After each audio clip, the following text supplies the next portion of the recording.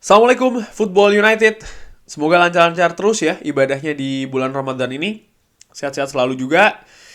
Murah-murah rezekinya juga. Kali ini ngobrol ringan terkait dengan news update, kabar update dari channelnya Fabrizio Romano. Ada kalau nggak salah 3 video ya, atau 2 atau 3 video lah yang akan gue rangkum jadi satu, gue bahas di sini. Selain di video, Fabrizio Romano juga mengupdate-nya. Jadi sebenarnya sama beritanya, cuma ditaruh di Twitter. Nah, di situ yang ingin gue tampilkan. Pertama adalah tentang Victor Lindelof.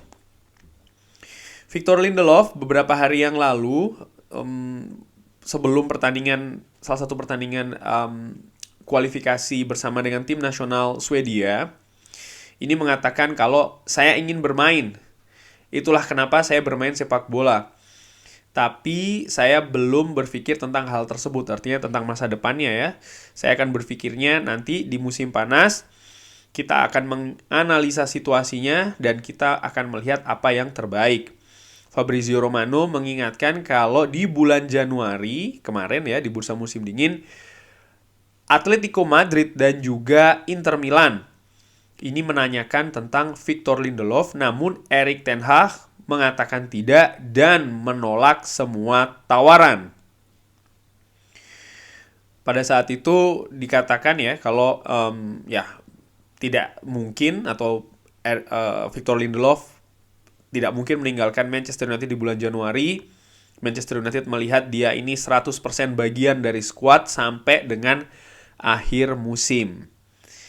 Nah, ini langsung aja dibahas ya. Kalau menurut gue bagaimana Victor Lindelof pemain yang bisa bermain di 3 posisi, bek kanan, bek tengah, dan juga gelandang bertahan.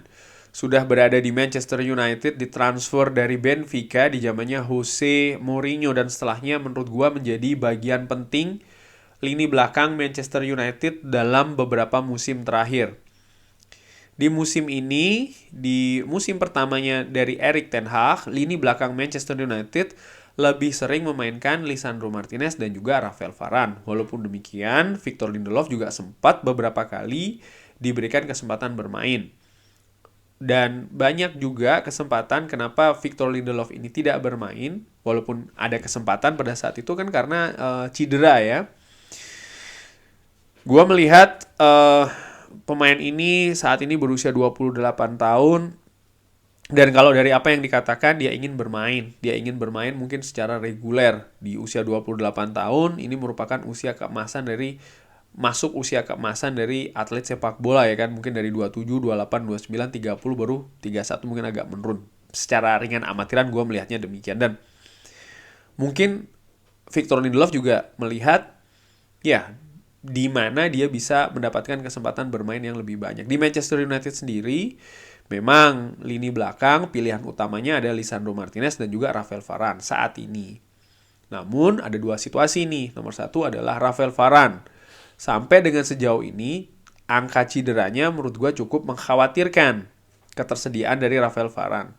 Walaupun dia sudah pensiun dari tim nasional Prancis, tapi melihat dari yang sebelumnya cukup frekuensi cederanya, absennya ini cukup sering juga Rafael Varane. Nomor 2, gua juga melihat Erik ten Hag ini dalam menyusun formasi pemain yang bermain ya, komposisinya itu sering melihat siapa yang bisa bermain lebih bagus, baik itu di lapangan latihan maupun di pertandingan sebelumnya. Dan menurut gue ini bisa jadi peluang bagi Victor Lindelof.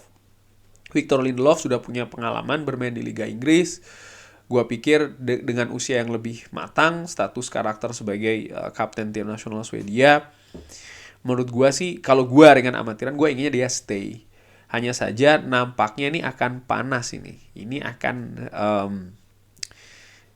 ya karena gue melihat dia juga ingin keluar dari Manchester United. Pembicaraan komunikasi nanti dengan Erik ten Hag, bagaimana rencana Erik ten Hag untuk Victor Lindelof, ini menurut gue yang akan memegang peranan penting.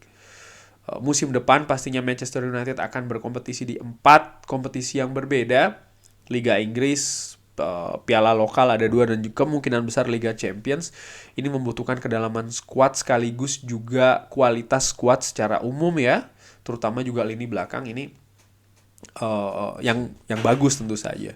Namun kalau seandainya Victor Lindelof cabut dari Manchester United, ya ini membuka juga peluang bagi Manchester United untuk mendatangkan pemain baru yang bisa bersaing nih, sekaligus juga menjadi backup bagi Lisandro Martinez dan juga Rafael Varane. Pemain kedua adalah Scott McTominay. Scott McTominay mencetak 2 gol hari ini pertandingan terakhir ya, ketika menghadapi, gue lupa nih, Scott McTominay intinya di 2 pertandingan bersama dengan tim nasional Skotlandia menciptakan 4 gol kan ya.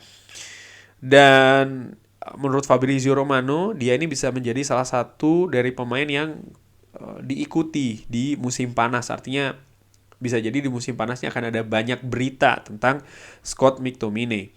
Newcastle memiliki namanya sebagai target dari bulan Januari. Erik ten Hag sendiri tidak ingin Scott McTominay untuk meninggalkan klub ya 2 bulan yang lalu, tapi Newcastle terus mengikuti sang pemain.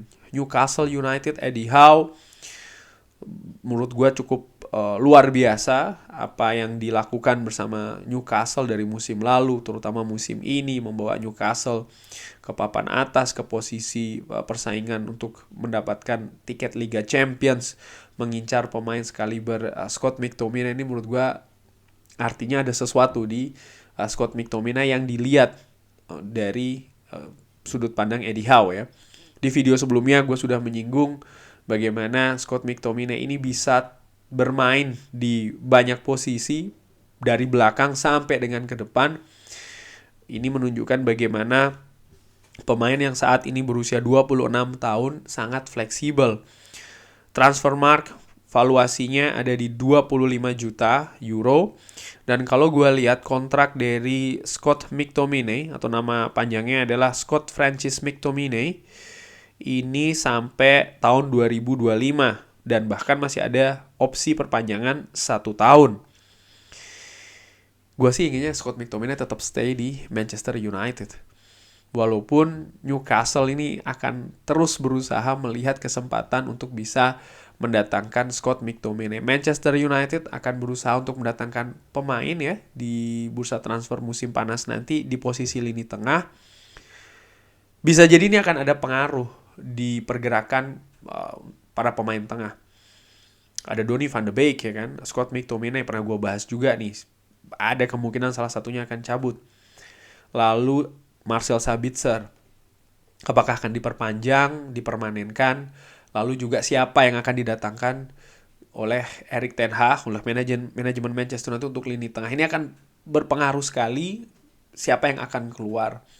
Kita sudah ada Christian Eriksen, ada Fred yang kontraknya akan diperpanjang, Casemiro pastinya, dan juga beberapa pemain muda, Charlie Savage ya kan, Zidane Iqbal, Kobbie Mainoo. Menurut gue mungkin akan sedikit rumit di posisi lini tengah ini, karena kalau keep ya atau menjaga semua pemain yang saat ini ada supaya tidak lepas dan bahkan menambah lagi pemain baru, menurut gue nanti skuadnya terlalu gemuk dan ini juga tidak bagus. Karena apa? Semua pemain punya karakter berbeda-beda. Ada pemain yang oke kalau seandainya bisa bermain sebagai backup, sebagai rotasi. Ada pemain yang memang ingin supaya memiliki menit bermain yang selalu tinggi. Dan gue melihat spesifik untuk Scott McTominay, sejauh ini dia tidak pernah memberikan masalah ketika dia tidak bermain ya kan. Dan ketika dimainkan pun juga, walaupun kualitasnya mungkin bukan kualitas yang super premium katakanlah demikian, tapi selalu berusaha untuk bisa memberikan yang terbaik di atas lapangan. Fighting spiritnya menurut gue juga selalu tinggi, sehingga gue inginnya sih Scott McTominay juga tetap stay di Manchester United. Kabar lainnya ini tentang Marcus Rashford, memberikan tanggapan tentang artikel-artikel yang memberikan rumor mungkin ya tentang gaji dari Marcus Rashford di proses kontrak barunya, di mana ya menurut dia ini tidak masuk akal dan tujuannya adalah untuk membawa klub nih finish di posisi yang tertinggi yang mungkin yang didapatkan, dan juga untuk memenangkan trofi, 1 trofi atau 2 trofi. diberitakan di beberapa media ya, BBC ini mengabarkan kalau Marcus Rashford ini menolak kabar dari media-media lainnya kalau dia meminta 500.000 pounds per pekan untuk menandatangani kontrak baru di Manchester United. Nilainya sangat fantastis, kalau nggak salah ini angkanya lebih tinggi daripada Cristiano Ronaldo. Tentu saja Marcus Rashford musim ini elemen yang sangat penting bagi Manchester United, raihan gol terbanyak, top skor klub sampai dengan saat ini. Ya bahkan Manchester United sangat kesulitan ketika Marcus Rashford ini seret golnya.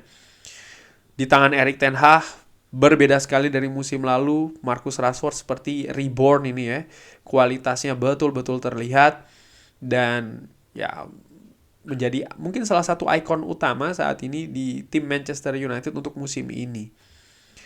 Gua berharap walaupun sudah di-trigger 1 tahun kan ya, dan Manchester United juga berharap untuk memperpanjang lebih lama lagi nih kontrak dari Marcus Rashford. Gua harap ya dia akan menyetujui, jadi kontrak ini akan terjadi.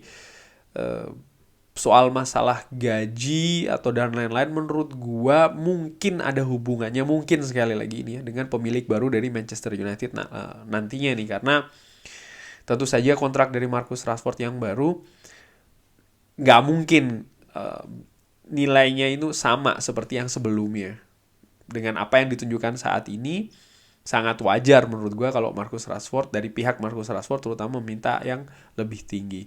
Dan di sisi lain, klub-klub besar juga pernah dihubungkan dengan Marcus Rashford, Barcelona, dan yang terakhir tentu saja Paris Saint-Germain, yang mengintip peluang ini kalau seandainya ada sesuatu hal yang tidak diharapkan dalam negosiasi dengan Manchester United, ya mereka siap nih untuk ikut berburu Marcus Rashford. Yang gue harapkan jelas ya, gue yakin juga Sobat Football United sepakat, mudah-mudahan Marcus Rashford tetap stay di Manchester United. Dan kabar terakhir ini tentang penjaga gawang David De Gea. Di akhir Februari yang lalu mengatakan kalau intinya David De Gea ini sangat happy. Dia bahkan tidak melihat dirinya ini berada jauh dari Manchester United. Dia merasa dia bagian dari Manchester United, bahkan bagian dari kota Manchester itu sendiri. Dan dia sangat happy ya, kurang lebih tinggal di Manchester.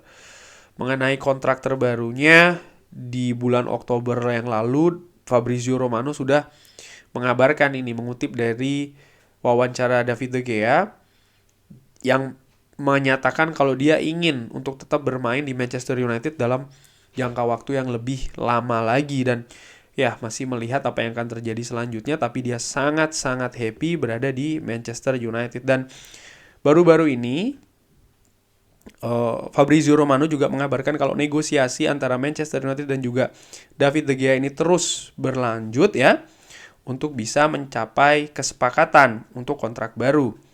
Kontrak David De Gea sendiri ini belum diperpanjang dengan opsi 1 tahun. Kenapa? Karena Manchester United ingin ada struktur gaji yang baru untuk David De Gea, di mana gajinya akan dikurangi, dan kabarnya pihak dari David De Gea pun juga sudah sepakat nih, oke, menyetujui kalau gajinya dikurangi. David De Gea ingin stay di Manchester United, dan Manchester United juga ingin untuk bisa mengkeep atau menahan tetap David De Gea ini berada di klub.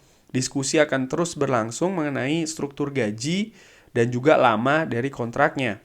Semua pihak sangat optimis dan bisa saja akan segera nih ya, mudah-mudahan terjadi kesepakatan, karena gua melihat David De Gea ini luar biasa. Mungkin Sobat Football United gua baca di kolom komentar ada hal yang berbeda, nggak apa-apa berbeda komentar, tapi gua melihat David De Gea ini menjadi elemen yang penting bagi Manchester United, bukan hanya musim ini tapi juga musim-musim sebelumnya, dan gue juga melihat musim mendatang. Erik ten Hag juga menilai positif penjaga gawangnya. Tentu saja ada hal-hal mungkin ya yang masih perlu diperbaiki, tapi menurut gue dengan melihat kualitas David De Gea yang sangat baik, menurut gue mudah-mudahan tidak akan jadi masalah. Gue juga heran pemain ini tidak dipanggil ke tim nasional Spanyol di Qatar kemarin, tapi ya sudah diputuskan kan oleh pelatih tim nasional. Dan balik lagi, kabar terakhir juga David De Gea tawaran pertama dari Manchester United ditolak oleh pihak dari David De Gea. Jadi kesepakatan ini belum terjadi, walaupun Fabrizio Romano tadi mengatakan kedua pihak ini sama-sama ingin supaya David De Gea ini tetap berada di Manchester United. Kurang lebih demikian news update sekaligus opini ngobrol ringan bagaimana menurut Sobat Football United. Drop di kolom komen. Terima kasih sudah menyaksikan. Jangan lupa like, subscribe. Wassalamualaikum warahmatullahi wabarakatuh.